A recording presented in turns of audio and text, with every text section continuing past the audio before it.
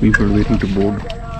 We have a cow, we have a salesperson, and I think there's a motorcycle also. So humans, bovines, and salesmen all in the same boat.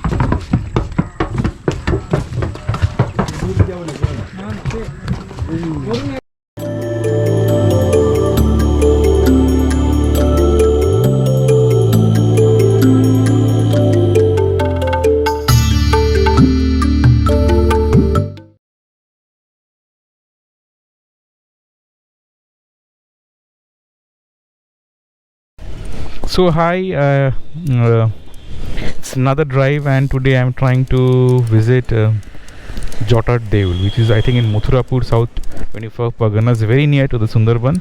So I have already come quite a bit. So I have just crossed the what they say, I forgot. Kamal Ghazi. I just crossed the Kamal Ghazi flyover and I'm heading towards Baruipur. From there, it's very easy to navigate because I'm following the main road. It's beginning of March, first week of March, and so the heat is obvious. That's the reason why I'm feeling a little exhausted. So I made a mistake. I should have started a little earlier, maybe at around 8 a.m. in the morning. But anyway, it got late, so let's start the ride. So I did a mistake. I forgot to pack my GoPro mounts. So this is how I'm somehow managing with it, by hanging it from my helmet.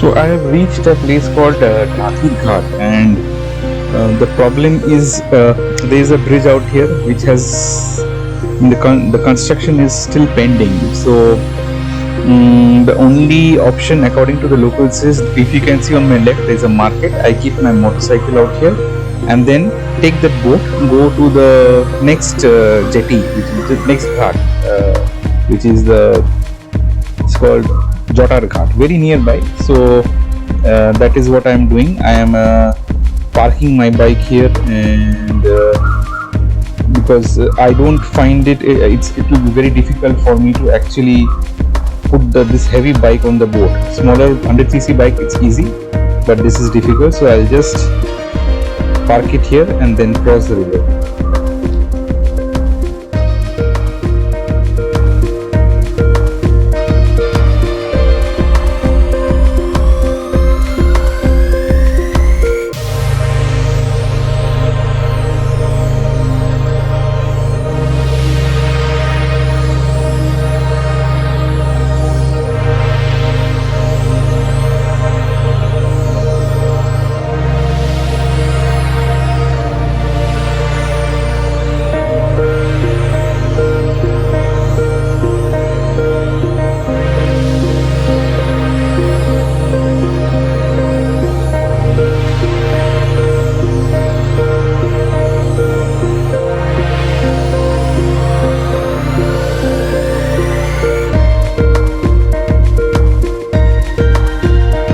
Just took around 2 minutes and it took 3 rupees. So if you can see out there, that's the Dhatir Ghat from where the boat starts, and this is where we are landing. This is called the Jotar Ghat, and that's the rivulet, what they call Khya.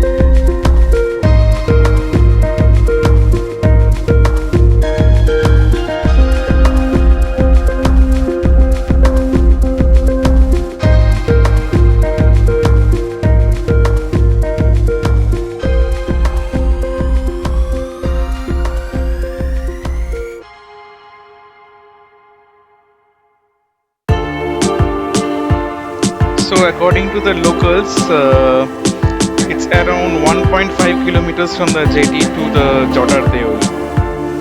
Oh, he's constantly arguing because he was not in the queue. There was someone else and he had to rush back home. That's why. Anyways, so all around you can see the mangroves. So we are very near to Sundarban. In fact, you can see that this is the place from where Sundarban starts, and you can see this the backwaters, and this is the typical, what you can say, the the different view you will get around this part of Bengal.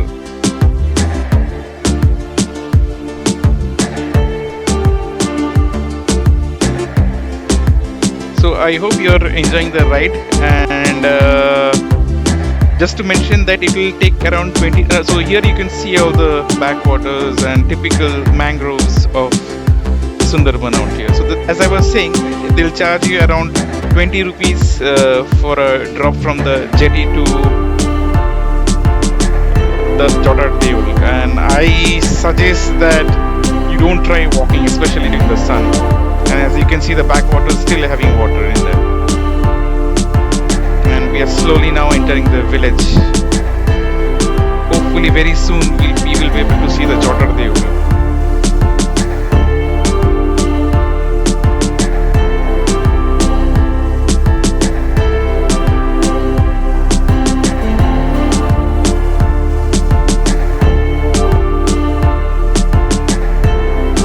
So finally we have reached our destination. We have reached Jodar Deul, and that's the signboard from ASI, and there you can see on the center of the frame Jodar Deul. So it's just right next to the main road. You just get down out here, and right in the middle of the cultivated fields you have this Jodar Deul.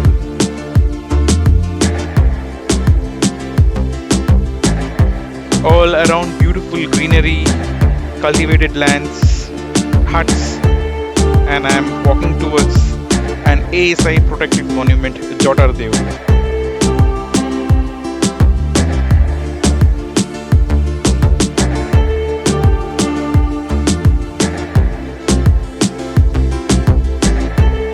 It's just past midday, and it's a bit tiring for me because after a long around 2.5-3 hours bike ride and the boat ride, finally I've come. And if you can see, that sun is just right above me, and the summer heat is actually catching up. So finally we are entering the gates and entering the premises of Jodar Deul. You can see the ASI signage to my right, and that's Jodar Deul right in front of us.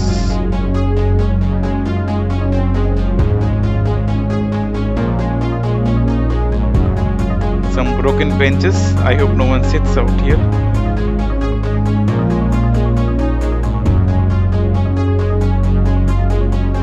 And that's Jodar Deul in front of us. Centuries old history right in front of us, right in the middle of cultivated land in southern 24 Parganas of West Bengal. Jodar Deul. You can see some of the terracotta bricks just right in front of you. So this was ASI has done a lot of restoration work, which you can clearly see, because right in front you can see these are foundations where they were in not good shape, and it was restored, and what you see in front is the restored version, and you can see that it's surrounded by a mound actually.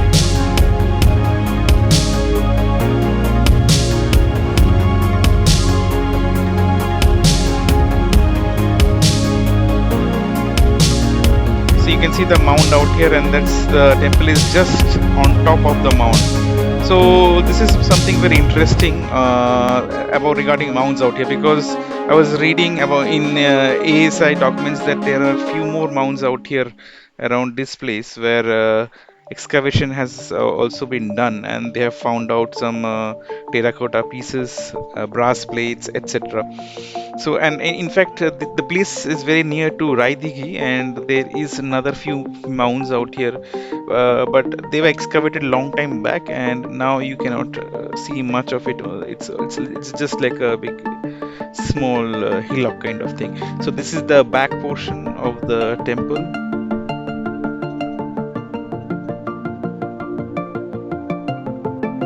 And then we move to the other side.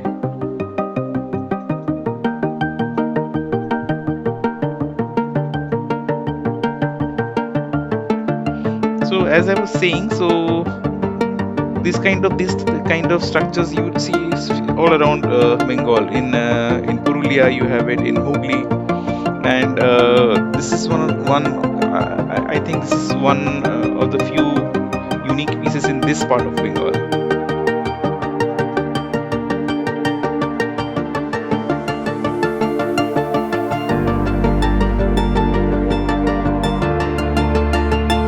So as the name suggest, and as you can see inside, Jota is actually Shiva, what the hair locks, what they are referring to as, and you can clearly see there are lots of Shiva deities inside, and there is a Shiva Linga also. Not much can be seen inside, but let me try to put the camera inside and try to show you something. And a few days back it was Shivratri, that's why all the deities are out here. That's the temple bells out here.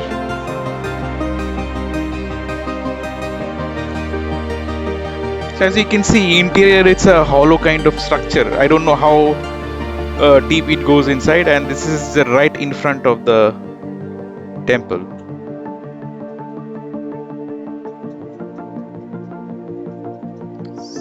So this is Jota Devul for you. And as the name suggests, it's a brick temple, was built around 11th century, and Jota Devul, Jatadhari Shiva, as I was saying, 11th century. Okay.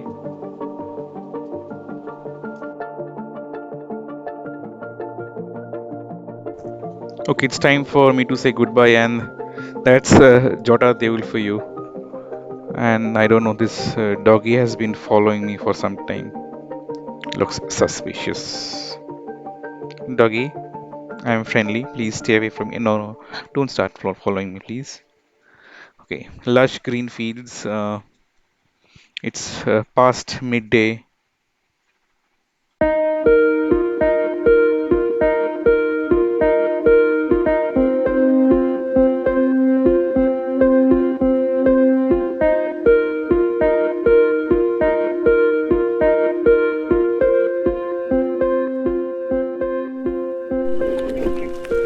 So a bit of advice for people who are coming. As you can see, I'm walking. If you take those e-rickshaws, those small ones, Toto what they called, they cannot traverse through this road because obviously the condition is very bad. They can only, the bigger, the customized van, bigger ones, they only can come this way. But anyway, what I suggest is, next time if you come out here, so the bridge is incomplete, so obviously we will not be able to come this way. When you get down at the ghat out here, book an auto or Toto or all those vans so that they'll pick you up from there, and then they'll drop you to Jota Devul. It'll wait for you and then come back. Because if you see, many people, most of the people out here, they have their own two-wheelers or bicycles and all. So there are very few. Wait, let me click some pictures. There are very few places out here. I mean, there are few mode of transport. So it's better to book it, little wait, negotiate a price, fair price, so that you can. It will not take more than 15-20 minutes of your waiting time. So that should be enough. So I would suggest you do that. I think it's around. Let me check the time. It's around exactly 2 o'clock right now. So maybe after some time I'll start my bike journey back home. Now let me walk. You can see I have to walk all the way back to the ghat, then take that short 2-minute ride, boat ride back, and then take my bike. You can see me, the shadow. I've got the DSLR in my hand, and then the rest of the gears which I'm carrying in my hand. As usual, littering.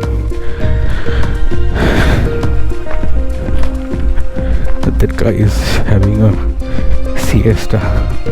Life out here is very slow. I mean, it's not that hustle bustle of a kind of city life, because everything has its own pace, and you have to accommodate yourself. You have to adjust yourself with that. And up ahead you can see the bridge, which is incomplete. So this portion of the land, it is still, there are some disputes according to the local.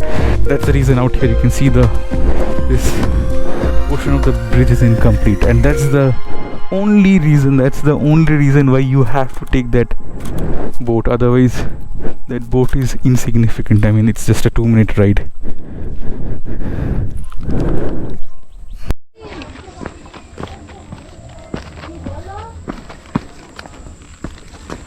Condition of the road is pretty bad, and as I said, that's the Toto and this Vanu stops out there. Try to book your return journey, ask them to wait. That would be a much safer bet.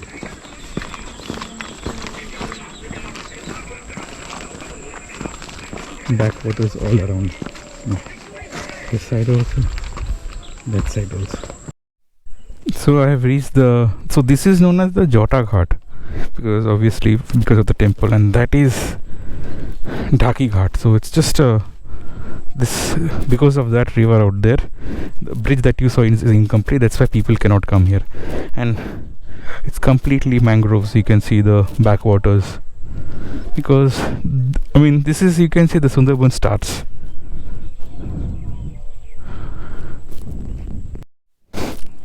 And if you're wondering how much it takes, well, it takes 3 rupees each way on the boat, from this side to this side and back 3 rupees.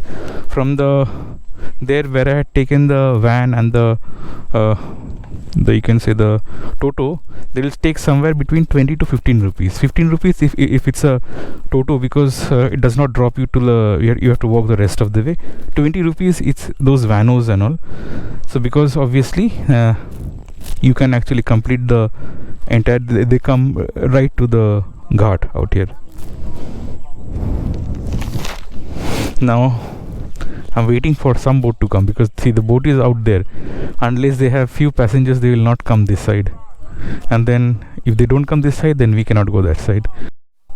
So can you spot out there exactly? So those are small fishes which are actually crawling. You can see 3 of them are out there. Keep noticing, they'll move, and there's few ones are out there also. See, out there also. See, they're moving out there. See. So I think that boat is about to start, and we might be getting our journey back to Dhaki Ghat. So I hope this is our boat which is coming this way and not going the other way around. Okay, since the tide is there, that's why they had to take a U-turn. I was really scared that I would have to wait another hour for the next boat.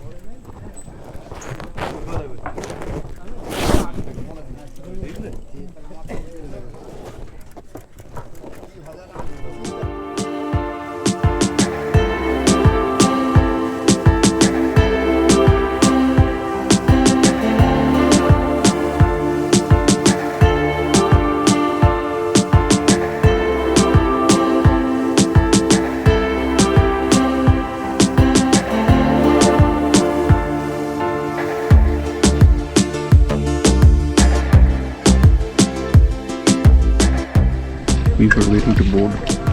We have a cow, we have a salesperson, and I think there's a motorcycle also. So humans, bovines, and salesmen all in the same boat.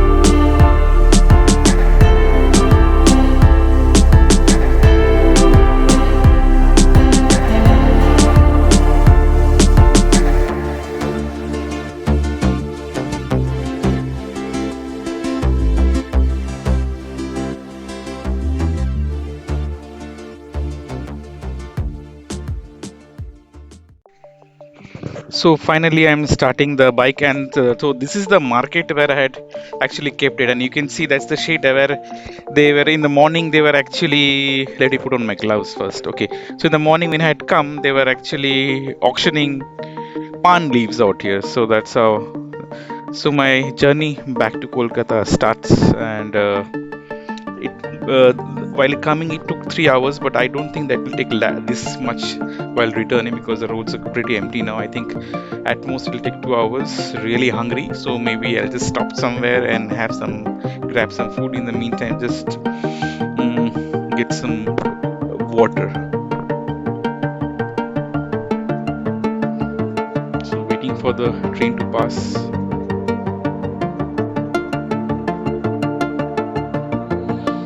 And this is how you need to go dash once the gates open.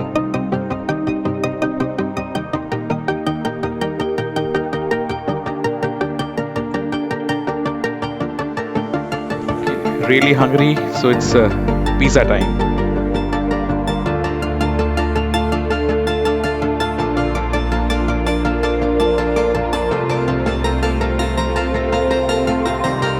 So another journey comes to an end. I am about to reach the Kolkata jurisdiction, about to reach Kamal Ghazi flyover. So I hope you have enjoyed this journey with Indian Vagabond to Jodar Deul. So as you know, I have a blog also, so I am primarily a blogger. So keep following my blog. After some time, I'll have a detailed blog about it.